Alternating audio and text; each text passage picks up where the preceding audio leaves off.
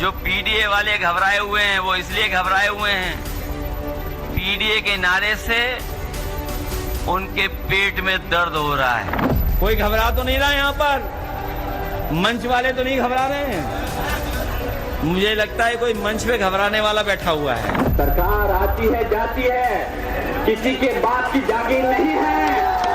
तो उनका नाम लाल से लिखा जाएगा और सरकार आने पर तब हिसाब किताब हो जाएगा। हम तो हमारा स्लोगन एक ही है, हम डरेंगे तो मरेंगे। माझा युरिन पॉट पण तपासा, काय उघडायचं ते उघडा, नंतर मी उघडतो तुम्हाला। जब भी जाति के नाम पर, क्षेत्र के नाम पर, भाषा के नाम पर बंटे हैं तो निर्ममता से कटे भी हैं। आपको याद रखना है, एक है तो सेफ है। नमस्कार दर्शकों, मैं हूं नाविका कुमार और आप जुड़ रहे हैं मेरे साथ सवाल पब्लिक का शो पर। लोकतंत्र आज नहीं आएगा, इस साल नहीं आएगा, कभी नहीं आएगा, समझौते और डर से नहीं आएगा। ये एक मशहूर अमेरिकी कवि की कविता है जो संदेश दे रही है कि समझौते और डर से लोकतंत्र नहीं आएगा। लेकिन नरेंद्र मोदी के खिलाफ संविधान की लड़ाई लड़ने का दावा करने वाले अखिलेश यादव के चुनाव प्रचार के कुछ शब्द वायरल हो रहे हैं।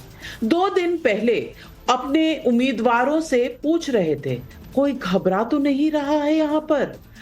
और आज यूपी के अफसरों को बता रहे थे, हमारी सरकार आने पर जैसा व्यवहार आपका वैसा व्यवहार हमारा। मैं आगे कुछ और कहूं, सुन लीजिए उनका आज का ये बयान।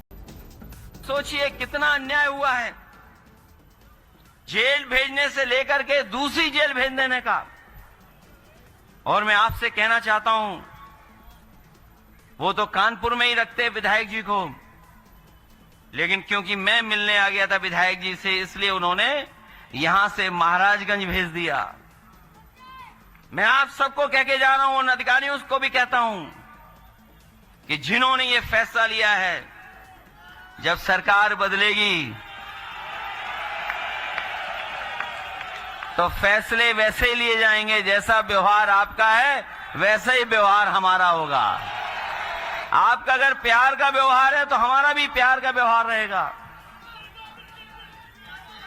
आप अगर हमारे साथ अन्याय करेंगे तो उस अन्याय को हम लोग भूलने वाले नहीं हैं इस बार।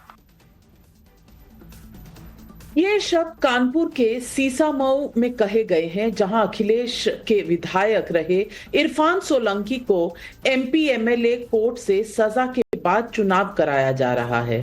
और 2 दिनों पहले जब उन्होंने कुंदरकी सीट के चुनाव प्रचार में अपने उम्मीदवारों की घबराहट का मीटर नापा था, तब मैं बताना चाहती हूं कि 57 मिनट में 17 बार अखिलेश की जुबान पर घबराहट शब्द आया था। और उनके भाषण के आखिरी के 24 सेकंड्स में तो वो 6 बार उम्मीदवारों और कार्यकर्ताओं से घबराहट के बारे में पूछते रहे थे। 24 सेकंड में 6 बार, यानी हर 4 सेकंड में घबरा तो नहीं रहे हो, घबरा तो नहीं रहे हो, घबरा रहे हो क्या? नहीं घबरा रहे, घबराना नहीं है। इतनी बार मैं आपको बता दूं कि कुंदरकी सीट पर 60% मुस्लिम आबादी है, लेकिन बीजेपी को छोड़कर समाजवादी पार्टी, बीएसपी, एआईएमआईएम और चंद्रशेखर आजाद ने मुस्लिम कैंडिडेट उतारे हैं। उधर करहल सीट पर भी अखिलेश के परिवार की लड़ाई हो रही है। सवाल पब्लिक का है कि क्या अखिलेश को यूपी का उपचुनाव फंसता दिख रहा है, इसलिए कभी घबराहट है तो कभी डर दिखा रहे हैं। उधर संविधान की शपथ हर रोज लेने वाले इंडिया गठबंधन के नेता उद्धव ठाकरे चुनाव अधिकारियों को देख लेने की भाषा में बात करते दिखे। मल्लिकार्जुन खड़गे भी हिंदुओं को मोदी योगी के संदेश के जवाब में कहते सुने, डरोगे तो मरोगे। क्या यूपी से महाराष्ट्र तक मोदी योगी फैक्टर आगे, इसलिए विपक्ष घबराहट से भागे? अखिलेश जो इतना डरा रहे हैं, चुनाव में क्या घबरा रहे हैं? सवाल पब्लिक का आज यही है।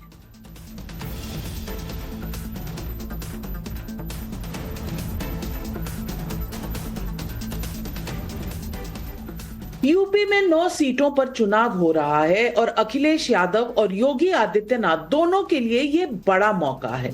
लेकिन अखिलेश यादव ने नवंबर में सिर्फ 3 रैलियां की हैं।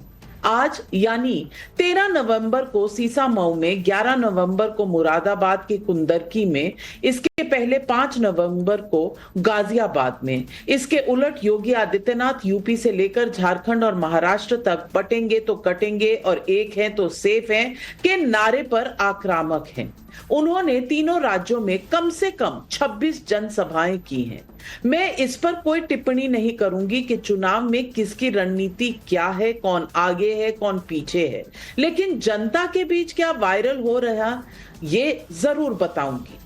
मसलन आज जब अखिलेश ये कह रहे थे कि मुख्यमंत्री योगी के पेट में पीडीए के नारे से दर्द हो रहा है, तब देखिए किस तरह उनसे पीडीए के ही घबराने का स्लिप ऑफ टंग हो गया। सुनिए। अगर कोई घबरा रहा हो तो हमारे साथ हेलीकॉप्टर में चले, हम उसे ले जा रहे हैं। कोई घबरा तो नहीं रहा यहां पर, मंच वाले।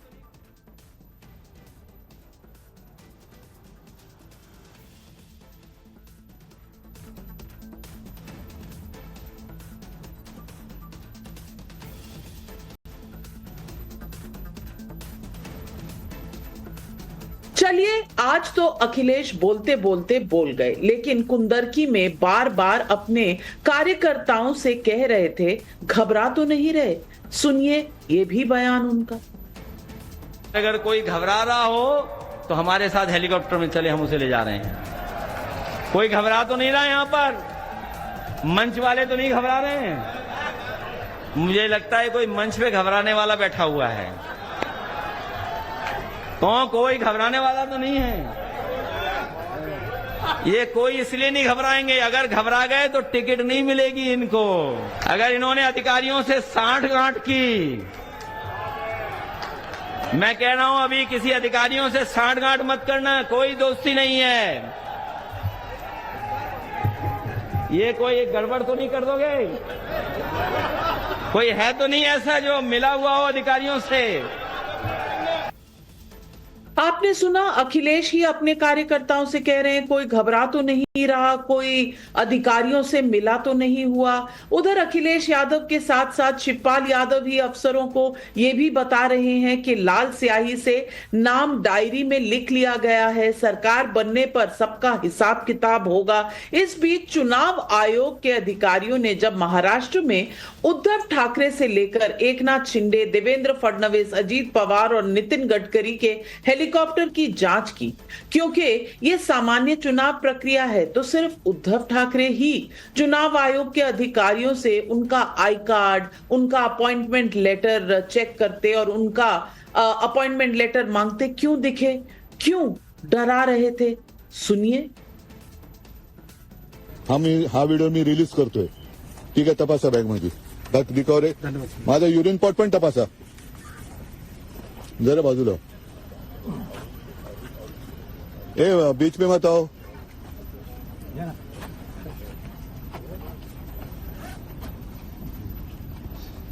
जरा बाजू। हाँ, उघडा ना, आपण बॅग उघडली तर उघडायला काय उघडायचं ते उघडा, नंतर मी उघडतो तुम्हाला। हा, काय नाव?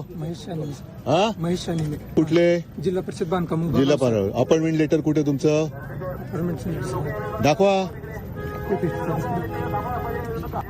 आज आता मोदी येतात, मोदींकडे पाठवतो ना तुम्हाला। सोलापूरचा एअरपोर्ट बंद आहे।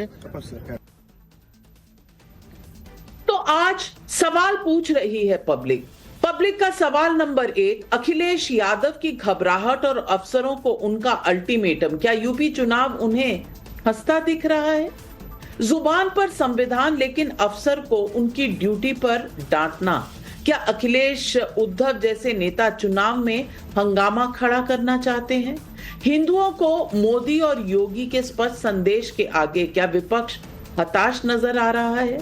सवाल पब्लिक का आज यही है, और इन सवालों के जवाब देने के लिए आज हमारे साथ जुड़ रहे हैं बीजेपी की राष्ट्रीय प्रवक्ता राधिका खेड़ा, हर्षवर्धन त्रिपाठी वरिष्ठ पत्रकार भी हमारे साथ हैं, डॉक्टर अजीज खान समाजवादी पार्टी के राष्ट्रीय प्रवक्ता, अजय वर्मा जी कांग्रेस के नेता, दानिश कुरैशी AIMIM के नेता और किशोर तिवारी जी राष्ट्रीय प्रवक्ता हैं शिवसेना उद्धव ठाकरे गुट के। आप सबका स्वागत है। सबसे पहले मैं डॉक्टर अजीज खान आपसे पूछना चाहूंगी, सवाल सीधा है, घबराहट क्यों और झुंझुलाहट क्यों? अगर अफसरों को यह कह के बताया जा रहा कोई अधिकारियों से तो नहीं मिला हुआ, आपको अपने ही लोगों पर, अपने कार्यकर्ताओं पर, नेताओं पर विश्वास नहीं है, उधर शिवपाल जी कह रहे हैं कि भाई नाम लाल स्याही से लाल किताब में लिख लिया गया है, उद्धव ठाकरे अलग अधिकारियों को डरा रहे हैं, इतनी घबराहट क्यों कि 24 सेकंड में 6 बार बोलना पड़े घबराओ मत, मंच पे बैठे लोग घबराओ मत, जो घबरा रहा है हमारे साथ हेलीकॉप्टर में चले? क्या हो गया अजीज खान साहब, सब कुछ ठीक तो है?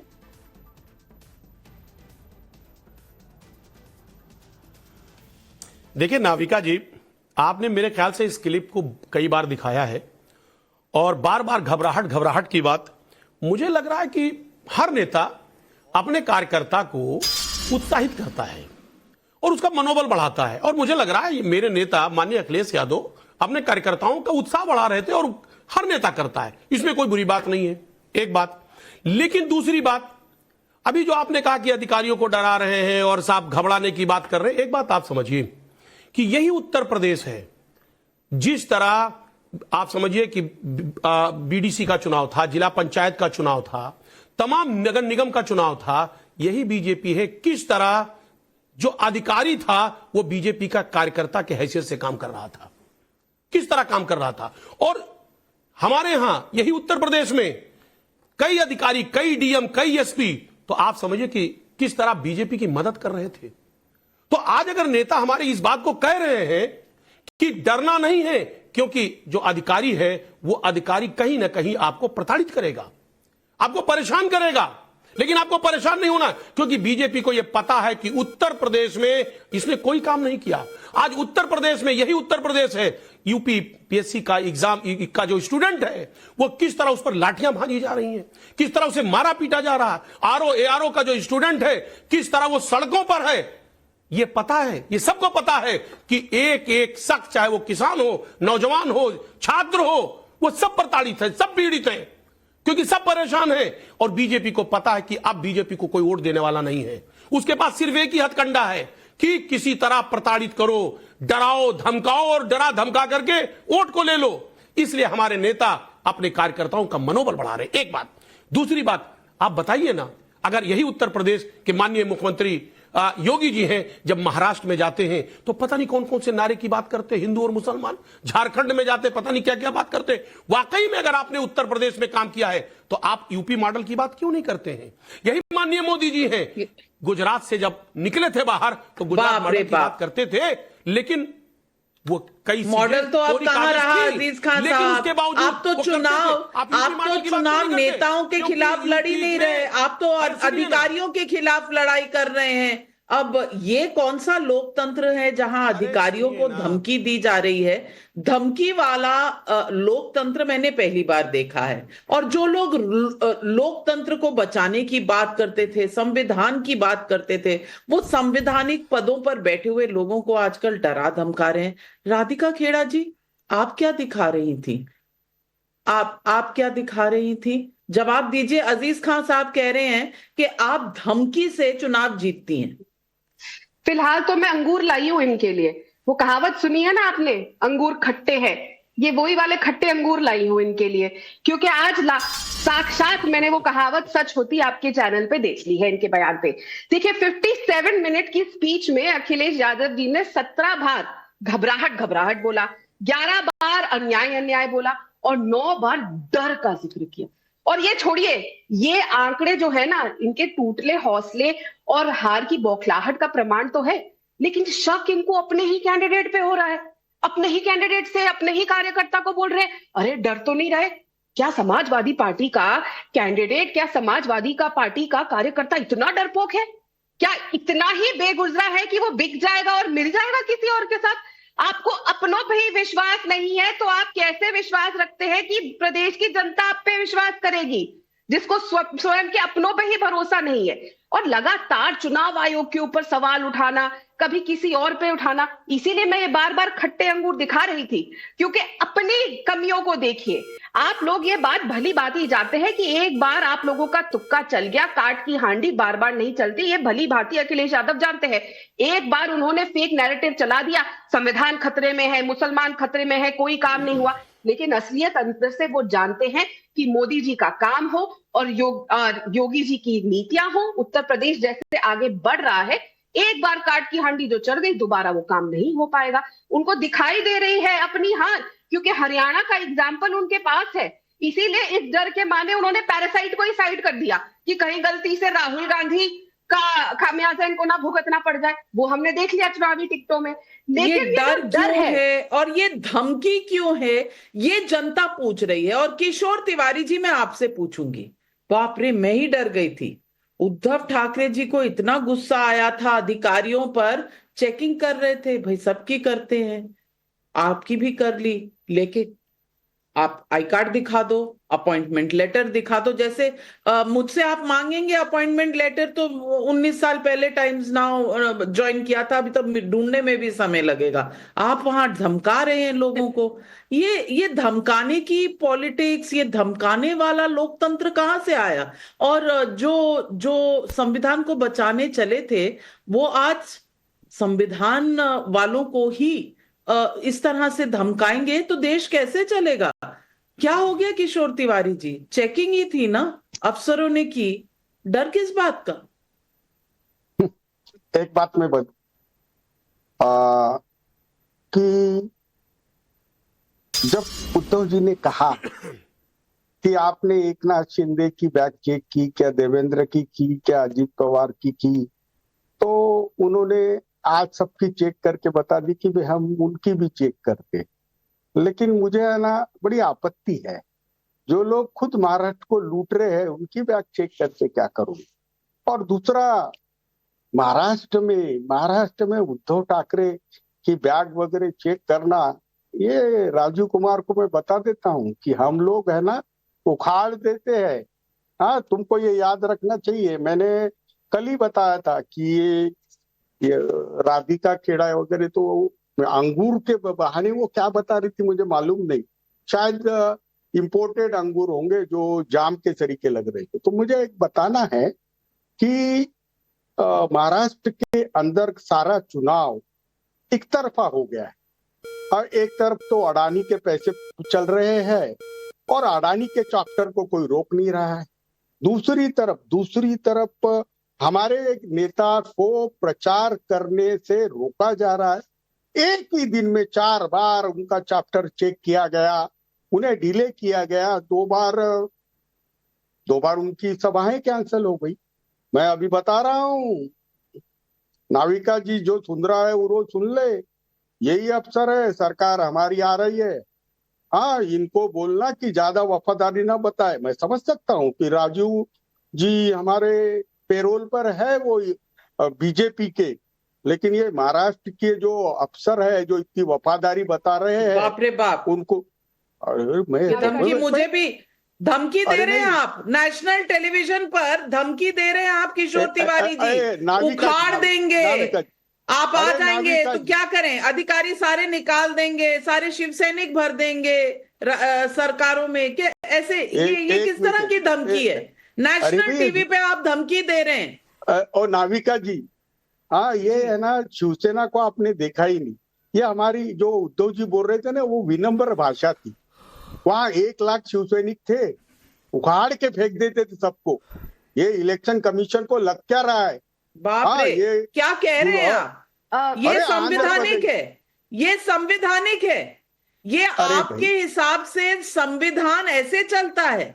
संविधान ऐसे चलता है, देश का लोकतंत्र ऐसे चलता है? नाविका जी, एक बात मैं क्लियर कर रहा हूँ, बाला साहेब ठाकरे की शिवसेना है जिसके उद्धव ठाकरे है, यहाँ सब मातोश्री जो बोलती है वही चलता है। हाँ, ये भारत में संविधान वगैरह की बात हम करते हैं, हमारे पार्टी के अंदर तो हमारी कमांड चलती है, और महाराष्ट्र के अंदर कोई अन्याय तो आप अन्याय देश का कानून नहीं मानेंगे, आप देश का संविधान नहीं मानेंगे, आप संविधान शिवसेना का मानेंगे। बाला साहब ठाकरे का कौन सा आपने संविधान मान लिया? मैं इस डिबेट को खोल रही हूं। ये धमकी अब अफसरों को नहीं, ये नेशनल टेलीविजन पर धमकी दी जा रही है। बहुत बड़ी बात है। ऐड तो करने नहीं, मैं कहां सवाल दूंगी भैया, मैं तो डर गई हूं। आप तो मुझे भी धमकी दे देंगे, कल कहेंगे आपको टपका देंगे, क्या होगा? इस तरह की भाषा, आप तो उखाड़ने पे उतर आए हैं। अरे आप तो उखाड़ने पे उतर आए हैं किशोर तिवारी जी। और नाविका जी, वो कंगना रनावत के वक्त जो हमने उखाड़ दिया था ना, तो अब तो सुप्रीम कोर्ट भी बोल रही है कि उखाड़ दो जो ज्यादा करता है, तो अब मैं क्या करूं?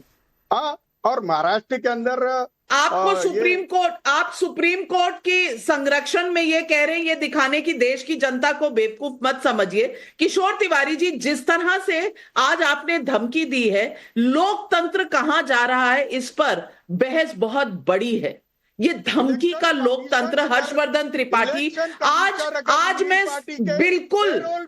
मैं बिल्कुल स्तब्ध हूं कि ये किस तरह की नेशनल टेलीविजन पर सवाल पब्लिक का शो पर इस तरह की धमकी मैंने पहले कभी नहीं सुनी। और किशोर तिवारी जी कह रहे हैं कि सारे देश के अधिकारी सुन ले, हम आ गए तो आपका हिसाब किताब कर देंगे। ये कौन सा संविधान बचाने निकले हैं? अरे भाई, नहीं नविका जी, किशोर जी ने जो बात कही बेहद आपत्तिजनक है कि देश में संविधान होगा, हमारे यहाँ तो जो मातोश्री कहता है वही चलेगा। ये मतलब मुझे नहीं समझ में आ रहा है कि किशोर जी ऐसा कैसे बोल सकते हैं। और वो आमतौर पर ठीक है, बहुत बार बहुत सी चीजें बोलते हैं, लेकिन ऐसी गलती नहीं करते हैं। मुझे लगता है थोड़ा इत्मीनान से सोचेंगे तो शायद उनको भी समझ में आएगा, जब ये शो वो दोबारा देखेंगे कि कितनी गलत बात वो बोल रहे। और मुझे नहीं समझ में आता उद्धव ठाकरे जी का हेलीकॉप्टर चिप हो, या जिस तरह से अखिलेश यादव और शिवपाल यादव कह रहे हैं, अगर कोई भी ये भाषा दे। मैं याद दिलाता हूं, मुख्तार अंसारी के बेटे, चुनाव चल रहा था मऊ में, उन्होंने कहा मैंने अखिलेश भैया से कह दिया है 6 महीने किसी अधिकारी को जाने नहीं दूंगा, पहले हिसाब बराबर होगा। शिवपाल यादव जी की आज की भाषा सुनिए, कह रहे हैं लाल डायरी में नाम लिख लिया है, सबके साथ वही होगा। अखिलेश यादव वही भाषा कर रहे हैं और वही भाषा किशोर तिवारी जी कर रहे हैं। मुझे लगता है कि देश की जनता बहुत सलीके से, लोकतांत्रिक तरीके से इसका उत्तर देती है, बहुत सलीके से। और हमने वो देख लिया कि क्या स्थिति हुई। यहां भी हमको लगता है कि जनता लोकतांत्रिक तरीके से जवाब देगी। लोकतंत्र हमारा बहुत मजबूत है। कुछ नेताओं की खाम ख्याली और उनके दिमाग में कुछ गुरूर चढ़ जाए, उससे देश नहीं चलेगा। देश तो संविधान से ही चलेगा। जहां इलेक्शन अजय वर्मा जी नहीं, किशोर तिवारी जी, धमकी से आप मुझे तो डराने की कोशिश मत करिए। मेरा शो जो है ना, वो अफसरों को धमकी देने के लिए नहीं है। यहां मुद्दों की बात होती है। आप रैली में जो कर रहे हैं, जो एयरपोर्ट पे जिस तरह से धमकी दे रहे हैं, हम नेशनल टेलीविजन पर दे रहे हैं, तो जनता के सामने आपका सच आ रहा है। अच्छी बात है, जनता की आंखें खुलेंगी। ये किस तरह की धमकी आ रही है? अजय वर्मा जी, मैं पूछना चाहती हूं, पोस्टर तो कांग्रेस के नेता ने भी यूपी में निकाला, जो बांटेगा उसे हम उखाड़ देंगे। ये पोस्टर, ये भाषा कांग्रेस की भी है। कांग्रेस, उद्धव सेना, अखिलेश यादव सब मिलकर अब धमकियों से लोकतंत्र चलाएंगे। तो वो जो जेब में कॉन्स्टिट्यूशन ऑफ इंडिया है, उसे रख दीजिए साइड में, धमकी दीजिए, धमकी से चलाइए। क्या जरूरत है कानून की और कॉन्स्टिट्यूशन की आपको? नाविका जी, अक्स तो जैसा है वैसा ही नजर आएगा। आप आईना बदलते हैं, बदलते रहिए। देखिए, आपको मैं ये बताना चाहता हूं नाविका जी कि पहले होती थी बूथ कैप्चरिंग, अब हो रही है प्रशासनिक बूथ कैप्चरिंग। बूथ सारे चिन्हित कर लिए गए हैं। जैसे सपोज गाजियाबाद में 500 प्लस बूथ हैं, वहां यह तय कर लिया गया है कि किस बूथ पर कांग्रेस और गठबंधन, इंडिया गठबंधन का मेजोरिटी और कहां उनको वोट मिलेंगे। तो वहां अधिकारियों को निर्देशित कर दिया। इसे बोलते हैं प्रशासनिक गुंडाई, प्रशासनिक बूथ कैप्चरिंग। एक होती है ईवीएम बूथ कैप्चरिंग, एक होती है प्रशासनिक बूथ कैप्चरिंग, अरे एक होती है नेशनल चैनल बूथ कैप्चरिंग। तो ये तीनों कैप्चरिंग देश की सरकार ने कर रखी है और उत्तर प्रदेश के मुख्यमंत्री ने कर रखी है। उसमें क्या होता है कि जो भी हमारे जहां वोट ज्यादा हैं हमें मिलने वाले हैं, वहां अफसरों से कह दिया गया है बेलगाम हो जाइए, लठ बजाइए, रोकिए, वोट ना पड़ने पाए, जांच करिए, चेकिंग करिए। और जहां भाजपा समर्थित बूथ हैं वहां कह दीजिए आंख मीच कर जैसा डालना जो आ रहा है डलने दीजिए, परसेंटेज ऑफ पोलिंग वहां कम हो जाएगा। तो अब ये समझदारी के काम हो रहे हैं, पुराने वाले नहीं, जो कि मोदी जी की सरकार है, 56 इंच की सरकार है नाविका जी, और आप जैसे सम्मानित चैनल उनको पूरे नेशनल चैनल पर ये बताते हैं कि हाँ साहब बहुत कुछ चल रहा है। और एक होता है चुनाव आयोग कैप्चरिंग, तो ये ईमानदारी से प्रशासनिक बूथ कैप्चरिंग देश की सरकार और उनके नुमाइंदे करा रहे हैं। उनकी भाषा शैली पर ना तो कोई रोक है ना उनकी जांच है। अगर जांच करनी थी चुनाव आयोग को तो सबसे पहले मोदी जी की करते, अमित शाह जी की करते, सबसे पहले मुख्यमंत्री राधिका खेड़ा जी जवाब दीजिए, क्योंकि इनके मुताबिक सारे इंस्टीट्यूशंस कैप्चर हो गए हैं, लेकिन सुप्रीम कोर्ट का फिर भी बुलडोजर के खिलाफ आ जाता है फरमान। इनके हिसाब से इंस्टीट्यूशनल कैप्चरिंग हो गई है। इलेक्शन कमीशन पहली बार किसी ने कैप्चर किया है, नवीन चावला, MS गेल और तमाम इस तरह के जो इलेक्शन कमिश्नर्स थे उनकी बात इन्हें याद नहीं है। राधिका खेड़ा जी आप खुद ही जवाब दे दीजिए कि ये लोकतंत्र का क्या मजाक उड़ाया जा रहा है दोनों तरफ से। सबसे पहले तो मैं उद्धव ठाकरे जी के प्रवक्ता को बता दूं कि उन्होंने जिस अंगूर, मैं आपके बीच में नहीं बोली थी, आप सुनने की क्षमता रखिए। जिस अंगूर की उद्धव भाई ठाकरे जी के प्रवक्ता ने कहा था कि वो इंपोर्टेड है, मैं उनको बता दूं ये असल में महाराष्ट्र की शान है और महाराष्ट्र की मिट्टी में उगाया जाता है, नासिक का अंगूर है और महाराष्ट्र के किसान के द्वारा उगाया हुआ अंगूर है। तो आपका जो छदम महाराष्ट्रवाद और मराठावाद है ना, वो आज एक्सपोज हो गया है कि आपको यही नहीं पता आपके प्रदेश में क्या होता है। अरे छोड़ो साइड हो, ये धमकियां और ये झूठा छदम महाराष्ट्रवाद मराठावाद साइड पे रखते हैं। आज आप एक्सपोज हो गए हैं और ये जो गुंडागर्दी आपकी लगातार चल रही है ना, आप बीच में मत बोलिए, मैं आपके बीच में नहीं बोली थी किशोर जी, आप मुझसे ऊपर में बड़े हैं, मैं हमेशा इसकी रिस्पेक्ट करती हूं, तो बीच में मत बोलिए। इलेक्शन कमीशन उनके पेरोल पे नहीं कर सकती, इलेक्शन कमीशन उनके पेरोल पे, मैं इनके साथ ऐसे डिबेट नहीं कर सकती। का बेटा आप बीच में मत बोलिए और अभी तो ज्वाइन हुए हो, सुनने की क्षमता रखिए, जाहिल बनाना दिखाइए। Navika ji please, I don't want to do a shouting match, मुझे अपनी बात कहने का मौका दिया जाए, मैं किसी के बीच में नहीं बोलती हूं, खत्म कर लेंगे। किशोर तिवारी जी आप सुन तो लीजिए, बाद में धमकाइएगा। जब पहला राउंड धमकी का हो गया, राधिका खेड़ा जी आप अपनी बात जी इनके कहिए, इनकी अपनी बोलना चाहिए। तो आपको भी नहीं बोलना चाहिए, मेरे बारे में नहीं बोलना चाहिए।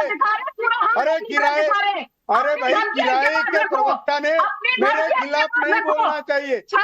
नहीं, आपने किराए का प्रवक्ता किसको कहा? नहीं, किशोर तिवारी जी आपने किराए का प्रवक्ता किसको कहा? ऑफिशियल बीजेपी की नेशनल स्पोक्सपर्सन है, पार्टी ने रिलीज करके घोषित किया है उन्हें। आप कैसे कह सकते हैं किराए के प्रवक्ता? मैं किशोर तिवारी जी ऑब्जेक्शन लेती हूँ, इस तरह की भाषा ना आपको शोभा देती है। मैं विड्रॉ कर रहा हूँ, चलो मैंने विड्रॉ कर लिया, वो पेरोल पे, किशोर जी बीजेपी के सेंट्रल ऑफिस के पेरोल पे, नाविका जी अब सेंट्रल ऑफिस के पेरोल पे, आदमी को सेंट्रल ऑफिस के पेरोल पे, आप मातोश्री के पेरोल पर है। हाँ, आप भी मातोश्री के पेरोल पर है। अरे नहीं, मैं तो सेवक हूँ, इनको म्यूट मैं कर तो दिया जाए दास ताकि हूँ, मैं अपनी बात रख सकूं। मैं तो सेवक और दास हूँ, मैं तो सेवक और दास बनाऊं। आपकी इस तरह की भाषा अपने विरोधी के लिए जायज नहीं है। आप सम्मानित व्यक्ति हैं, सम्मान से पेश आइए और बाकियों को भी सम्मान दीजिए। किशोर तिवारी जी में इसी में हम सबकी भलाई है। पेरोल पे थी नाविका जी, अभी म्यूट कर दिया जाए, मैं अपनी बात रख लूं। ये प्रशांत किशोर तरीका क्या ये गुंडे पूरी डिबेट को हाईजैक करेंगे? क्या उद्धव ठाकरे के ये गुंडे पूरी डिबेट को हाईजैक करेंगे? फेडर्स डाउन, राधिका खेड़ा जी अपनी बात कहिए। नाविका जी देखिए, आज फ्रस्ट्रेशन उद्धव ठाकरे की और उनके प्रवक्ताओं की साफ दिखाई दे रही है। वहां पे वो लगातार जो लोग हैं जो अपनी ड्यूटी कर रहे हैं, और मैं बता दूं 60% ऑपोजिशन के लीडर्स को यूपीए सरकार के दौरान जब चुनाव आते थे चेकिंग करी जाती थी, तब इनको तकलीफ नहीं होती थी। आज साफ है तो तकलीफ हो रही है। और आपने देखा किस तरीके से ये लोग महिलाओं के साथ बदतमीजी पूरे महाराष्ट्र चुनाव में करते आ रहे हैं। हमने देखा शायना एनसीजी के लिए क्या बोला गया, हमने देखा झारखंड में क्या बोला जा रहा है, और आज यहाँ के चैनल में बैठ के पहले आपको धमकी दी गई जो ओनली नाविका जी, आप एक लौती महिला चैनल की हेड है हिंदी की, और उनको बैठ के नेशनल टेलीविजन पे धमकी दी गई। मैं यहाँ पे राष्ट्रीय प्रवक्ता भारतीय जनता पार्टी के, मेरे को इस तरीके के अपशब्द बोले जाए, लगातार महिलाओं को नीचा दिखाना, क्या ये ठीक थे बाला साहब ठाकरे जी की? आप उनकी इच्छाएं, उनकी सीख को आज मिट्टी में मिलाने का काम कर रहे हैं। इसीलिए यही महाराष्ट्र आज को भी मिट्टी में मिलाने का काम करेगा। जिनको ये तक नहीं पता कि ये अंगूर महाराष्ट्र का किसान उगाता है, जिनको ये नहीं पता कि महाराष्ट्र के लोग गुंडा शब्द भी सही नहीं है, जो सही नहीं है वो सही नहीं है, लेकिन भाषा की मर्यादा दोनों तरफ से होनी चाहिए। मैं गुंडा नहीं हूँ, मैं गुंडा नहीं हूँ, मैं गुंडा नहीं हूँ। जो महिलाओं के साथ राधिका जी आप भी उन्हें गुंडा ना बुलाइए। ये शब्द भाई, अरे मैं गुंडा नहीं, मुझे बिल्कुल कोई यहाँ मेरे डिबेट पे इस तरह की भाषा बिल्कुल सही नहीं है। और हम विरोधी हो सकते हैं, हमारे विचार अलग अलग हो सकते हैं, लेकिन हम एक दूसरे को इस तरह के अपशब्द ना कहें, बेहतर है। मैं कौन हूं आपको सिखाने वाली? आप लोगों की पब्लिक लाइफ में इतना जीवन कटा है, आप लोगों को ये पता होना चाहिए। लेकिन दानिश कुरैशी जी, अजय वर्मा जी आऊंगी, दानिश कुरैशी जी, मैं पूछना चाहती हूँ कि ये घबराहट, ये झुंझुलाहट, ये धमकियां क्यों हो रही हैं? लेकिन धमकियों के सरदार तो सबसे पहले असदुद्दीन ओवैसी जी थे। 2021 में उन्होंने कहा था ना कि ये योगी और मोदी मठ में चले जाएंगे, ये चले जाएंगे पर्वतों में, उसके बाद हम आपका हिसाब किताब करेंगे। ये तो ओरिजिनल वहां से आ रहा है बैरिस्टर साहब से। अब मुझे बता दीजिए कि ये धमकियां राजनीति में और चुनाव के मौसम में सही है? देखिए, मैं ऐसा समझता हूं कि नाविका जी, आप जितनी बड़ी एंकर हैं शायद इतनी भोली नहीं है, या तो फिर आपके पास जानकारी का अभाव हो। ऐसे शब्दों का प्रयोग शायद मैं नहीं कर पाऊंगा क्योंकि आप बहुत बड़े लेवल की एंकर हैं, ऐसा मैं मानता हूं। अब अगर आप बैरिस्टर असदुद्दीन ओवैसी साहब के उस स्टेटमेंट को अगर कोट कर रही हैं तो आपको याद होगा कि वो किस संदर्भ में कहा गया था। वो इस संदर्भ में कहा गया था कि एक बूढ़े बुजुर्ग चाचा जिनके चेहरे पे दाढ़ी थी, उसके लिए जो लताड़ लगाई थी, उस पुलिस वाले के लिए उन्होंने कहा था जो प्रशासनिक आज जो यहां वो चीजें उछाली जा रही हैं, चाहे विपक्ष की तरफ से या सरकार की तरफ से तो नहीं, लेकिन विपक्ष की तरफ से अलग अलग कंप्लेनें की गई, कहीं इलेक्शन कमीशन के खिलाफ, कभी प्रशासनिक अधिकारी के खिलाफ। वो वही बात थी जिसमें कहा गया था कि अगर आप योगी के बूते या अगर मोदी के बूते आप इस तरह से अवाम के ऊपर एक बूढ़े चाचा पे जुल्म और ज्यादती कर रहे हैं तो याद रखिएगा, सत्ताएं सबकी चली जाती हैं, सबकी चली जाएंगी। आज मैं हूं, कल नहीं रहूंगा। वो पूरी बात बताने के बजाय अगर आप भी, या तो आप जानती नहीं, ऐसा तो मैं मानता नहीं हूं, लेकिन अगर आप भी ऐसी बात करती हैं तो मुझे लगता है कि कहीं ना कहीं भारतीय जनता पार्टी का जो ट्रैप है वो नजर में आता है। क्योंकि बैरिस्टर असदुद्दीन ओवैसी साहब बहुत कुरैशी और बहुत दानिश कुरैशी जी, कभी भी इस तरह की आप तो बात पर कोर्ट चले जाते हैं। कोई मुद्दा हो, देश में कोर्ट्स हैं ना, अदालतें हैं, वहां जाइए। और बैरिस्टर साहब को ये बताने की जरूरत थोड़ी है कि अदालतें फैसला करेंगी। आफ्टर ऑल बुलडोजर पर भी तो फैसला आया, इस मुद्दे पर भी आ जाता जो मुद्दा उन्हें खटक रहा था। लेकिन हर्षवर्धन त्रिपाठी जी ये कह के कि कुछ गलत हुआ था, उस कॉन्टेक्स्ट में कह रहे थे, इस तरह की धमकियां क्या सही हो जाती हैं? हर्षवर्धन त्रिपाठी जी, सवाल ये है कि अगर नेशनल टेलीविजन पर कैमरा पर इस तरह की धमकियां आ रही हैं तो फिर जो अफसर इनके सामने खड़ा हो उसके पास क्या रह जाता है? नवका जी, सिर्फ टेलीविजन कैमरे पर धमकी का मसला नहीं है। पिछले कुछ समय से हताशा में राजनीतिक दल जिस तरह का व्यवहार कर रहे हैं ये खतरनाक है, और ये किसी भी स्वस्थ लोकतंत्र के लिए, सभ्य समाज के लिए अच्छा नहीं। ये कहां तक गया था, ये आपके साथ हम उस दिन भी डिबेट में थे जब राहुल गांधी ने एक तरह से कहें कि पिटवा दिया था पत्रकार जाति पूछकर। उसके बाद किस तरह से अपमानित करने वाली शब्दावली राहुल गांधी की लगातार रही। नरेंद्र मोदी को निकले तो डंडे मार दो, ये हम लोगों ने देखा। जूता फेंक दिया गया, बनारस में 56 इंच की छाती थी, हमने फाड़ दिया, खत्म कर दिया। और वही शब्दावली अखिलेश यादव, शिवपाल यादव, उद्धव ठाकरे लगातार बोलते हुए दिख रहे हैं। और राष्ट्रीय टेलीविजन चैनल पर जब इस तरह की बात होती है, क्या इस देश की किसी संस्था ने कभी, बहुत सी सरकारें आएगी, कभी कोई संस्था कमजोर नहीं हुई है। हम हर बार बेहतर निखर कर आए। और जो भी राजनीतिक दल, जो भी कोई, किसी को अगर यह भ्रम हो कि वो इस देश के लोकतंत्र और संविधान से बड़ा हो गया है, हम बड़े कुछ ऊपर की चीज है, उसका भ्रम जनता ने समय समय पर तोड़ा। कमाल की बात यह है कि 37 सीट पाने वाले अखिलेश यादव इतनी जल्दी हताश निराश हो गए। वो उद्धव ठाकरे जो अभी लोकसभा चुनाव में जिनकी अगुवाई में जो गठजोड़ था वो बेहतर प्रदर्शन करता है, इतनी जल्दी हताश निराश हो गए।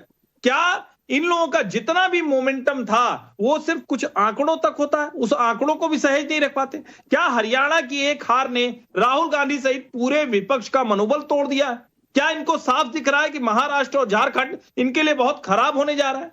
और अगर ऐसा है तो ये सचमुच जिसको कहते हैं ना कि लोकतंत्र विरोधी विचार है कि आप जब हारने लगे, हताश होने लगे, तो आप धमकी देने लगे, गुंडागर्दी की भाषा इस्तेमाल करने लगे और कहने लगे कि हम तो देख लेंगे, सबका नाम लाल डायरी में लिख रहे हैं। उसके बाद जनता भी तय करेगी, वो भी बताएगी कि लाल डायरी में लाल निशान कैसे लगाना है।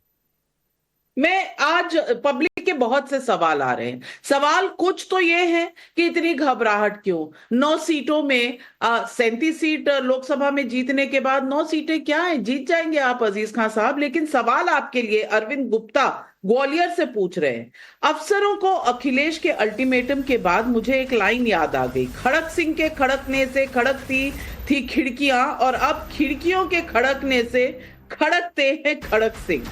अखिलेश लोकतंत्र को कमजोर क्यों समझ रहे हैं? सवाल पूछ रहे हैं। देखिए नाविका जी, मेरे ख्याल से अरविंद गुप्ता जी को पता भी होगा कि आज लोकतंत्र ही नहीं पूरे समाज को तोड़ने की कोशिश की जा रही है। आज उत्तर प्रदेश में जिस तरह समाज को बांटने का प्रयास किया जा रहा है, क्योंकि इनके पास बताने के लिए कुछ नहीं है। जिस तरह अभी से पहले भी मैंने कहा कि यूपीपीएससी के छात्र सड़कों पर हैं, उन पर लाठियां भाजी जा रही है, एआरओ का छात्र सड़कों पर है। किस तरह नीट का पेपर आउट हुआ, पूरे देश में हाहाकार मच गया। बिहार में तमाम लोग पकड़े गए, गोधरा में पकड़े गए, लेकिन ये सरकार सदन में बयान देती रही कि साहब पेपर आउट नहीं हुआ। जिस तरह छात्रों के भविष्य से खिलवाड़ हो रहा है, किसानों के भविष्य से खिलवाड़ हो रहा है, नौजवानों के भविष्य से खिलवाड़ हो रहा है, मुझे लग रहा है वो हमारे नेता उस चीज के लिए सचेत कर रहे हैं कि ये सरकार जो मौके पे है इसके पास कोई उपलब्धि नहीं है, इसने कोई काम नहीं किया। आज डंके के चोट पर अधिकारियों के बल पर अजीज खान साहब, जनता ने जवाब दिया ना, जनता ने जवाब दिया लोकसभा चुनाव में। जनता ही लोकतंत्र में जवाब देती है। लाल डायरी में नाम लिखने से लोकतंत्र नहीं चलता, यही धमकी की जरूरत नहीं है, जनता खुद नोटिस पर डाल देती है। यही बात तो मैं आपसे कह रही हूं। लेकिन एक सवाल किशोर तिवारी जी के लिए भी। संजय मिश्रा भदोही उत्तर प्रदेश से पूछ रहे हैं, महाराष्ट्र चुनाव में मुख्यमंत्री, उप मुख्यमंत्री सहित कई नेताओं के हेलीकॉप्टर की चेकिंग हुई, किसी ने कुछ नहीं कहा, लेकिन उद्धव ठाकरे ने जिस तरह धमकी दी, क्या ये वीआईपी कल्चर नहीं है? जवाब दीजिए किशोर भाई। अरे मैं बता देता हूँ मिश्रा जी, तुमको मालूम नहीं, ये इलेक्शन कमीशन जो है इसने पूरे जो टीएन शेषन थे, एमएस गिल थे, हमारे पेरी शास्त्री थे, इन्होंने जो वहां पर अपना कल्चर सेट किया था सारा मट्टी में मिला दिया है। ये राजीव कुमार ने सारा मट्टी में मिला दिया। जो अमित शाह का आदेश आता है उस हिसाब से ये इलेक्शन कमिश्नर के आदेश पे कलेक्टर लोग बहुत परेशान करते हैं। मिश्रा जी, यहाँ कैसा है कि उद्धव ठाकरे को एक ही दिन में 4-5 बार उसकी चेकिंग करके उनकी 2 सभाएं कैंसिल कर दी। और क्या है कि ये जो अब दूसरे ये नेताओं के बता रहे हैं ना, ये नेता तो खुद लूटते हैं, इनकी बैगे क्या चेक करेंगे? ये तो खुद लूट क्यों नहीं जाते? आप भी तो सरकार में रहे हैं। अगर ये नेता खुद लूटते हैं तो आप कोर्ट में जाकर सबूत क्यों नहीं पेश करते? यहाँ बैठकर किसी पर भी आरोप लगाना, क्या ये लोकतंत्र है? किशोर तिवारी जी जाइए ना, आप भी तो सरकार में रहे थे, अगर किसी ने लूटा है तो आपके पास सारे आरोपों का कहीं ना कहीं आपके पास सबूतों का भी पुलिंदा होगा, कोर्ट चले जाइए। लेकिन अजय वर्मा जी, आपसे सवाल है, संजय प्रजापति थाने से पूछ रहे हैं, अधिकारी को अल्टीमेटम देना क्या यही संविधान में है? सवाल का जवाब दीजिए। देखिए, मैं आईना हूं, दिखाऊंगा दाग चेहरों के, जिसे बुरा लगे वो सामने से हट जाए। नाविका जी, अगर आपके नेशनल चैनल से सत्यता बयान कर दी जाए तो सत्यता तो भगत सिंह ने, सत्ता तो सुखदेव और राजगुरु ने भी करी थी अंग्रेजों के खिलाफ। वो गोरे अंग्रेज थे और अब ये दूसरे इस वक्त जो काले अंग्रेज एक काम कर रहे हैं, तो सत्यता दिखानी ही पड़ेगी। और रहा सवाल अभी राधिका खेड़ा विक्टिम कार्ड महिला का खेल रही थी, जब वो पहलवान बेटियां दिल्ली की सड़कों पर पुलिस उन पर लाठी बजा रही थी, तब इनके मुंह में दही जमी हुई थी, तब इन्होंने नहीं कहा काले अंग्रेज। क्योंकि जिस पार्टी ने इस देश में स्वतंत्रता आंदोलन चलाया, वो अपने ही देश के लोगों को काला अंग्रेज कह रहे हैं। शब्दावली देखिए इस लोकतंत्र में, काले अंग्रेज, जिन्हें जनता ने 3 बार चुना, उन्हें आप काला अंग्रेज कह रहे हैं। मैं क्या कहूं? हर्षवर्धन त्रिपाठी जी, आप ही जवाब दे दीजिए। काले अंग्रेज, बीजेपी की सरकार के लोगों को काला अंग्रेज कहा जा रहा है। Harshvardhan Tripathi, over to you. ये नहीं नवका जी, मुझे सचमुच आज की जो चर्चा है ना, ये भी कमाल की है। जितने लोकतंत्र विरोधी, जितने भारत विरोधी, जितने भारतीय संस्कृति विरोधी, जितने हमारी पहचान विरोधी, जितना कुछ हो सकता है वो सब इस डिबेट में किया गया। इन्होंने तो अपनी और गिरमी रख दी है। जो काले अंग्रेज कहे जाते हैं, कौन लोग कहे जाते हैं? जिनको आज भी अंग्रेज, अंग्रेजियत, अंग्रेजी संस्कृति, अंग्रेजों का काम, अंग्रेजों का व्यवहार वो अच्छा लगता है, और अपना भारत का मूल संस्कृति वो खराब लगती है। जिनको देश की बात करने पे, राष्ट्र की बात करने पे, राष्ट्र प्रथम की बात करने पर जिनको चिढ़ लगने लगती, बड़ा दुर्भाग्यपूर्ण है। और आज की ये चर्चा सचमुच बड़ी कमाल की है कि इसमें हर लोकतंत्र विरोधी काम को विपक्षी पार्टी के नेता कर रहे हैं। वो सोच नहीं रहे, उनको ये नहीं समझ में आ रहा है कि इन चीजों के आधार पर जनता फैसला करती। वो चुनाव के बीच में है। अभी झारखंड के एक चरण का चुनाव आज समाप्त हुआ है, जनता ने बहुत बढ़ चढ़कर वोट डाला है। अभी कई उपचुनाव हैं, राज्य के चुनाव हैं, और उसके बावजूद इस तरह का व्यवहार, शायद इनको लोकतंत्र में जो 2024 का कुछ बेहतर परिणाम हुआ, उसने इनको इतनी हवा भर दी है कि इनको अब जनता के सामने कुछ भी कहने से डर नहीं लग रहा है। ये देश के और वो हवा हरियाणा में निकली के नहीं, लेकिन आज के तेवर देखकर ऐसा नहीं लग रहा। कुछ सवाल पब्लिक के और है। मानिक डाबरीवाल का कोलकाता से सवाल है, समाजवादी पार्टी के नेता अधिकारियों के नाम लाल स्याही से लिखने की बात कर रहे हैं, लेकिन अगर जनता ने ही समाजवादी पार्टी का ही नाम लाल स्याही से लिख लिया तो इनका क्या हाल होगा?